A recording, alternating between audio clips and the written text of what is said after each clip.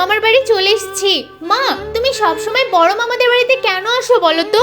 কাজ করতে করতে হাঁপিয়ে গেছি। যা তো ভাই, একটু পানি নিয়ে আয়, খাবো। ঠিক আছে ভাইয়া, এখনই যাচ্ছি। ওদের বাড়িতে কে যাবে? ওরা তো গরিব, নিজেরাই খেতে পায় না। বড় মামাদের বাড়িতে চল। মা, তুমি বড় মামার বাড়ি যাও, আমি ছোট মামার বাড়ি থেকে একটু ঘুরে আসছি। হ্যাঁ যা যা, তোকে কি খাওয়াবে সেটাও আমি দেখবো। আরে ওটা তো মনে হচ্ছে বোন। ছোট মামা, আমি চলে এসেছি। তাড়াতাড়ি বড় ভাইকে ডেকে নিয়ে আসি। ভাইয়া ভাইয়া, তাড়াতাড়ি বাড়ি চল, বোন এসেছে।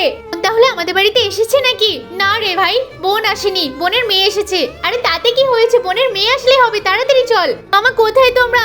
এই তো আমরা চলে এসেছি। ভাই, ঘর থেকে পানি বের কর। মামা তোমরা কেমন আছো? যখন ইচ্ছে হবে তখনই চলে আসতে হবে নাকি তোর? ভাই, আমি 1-2 দিন থেকেই চলে যাব, ভাবির সাথে একটু থাকি না। না, তোর ভাবি আরো ব্যস্ত, তুই এখন যা তো।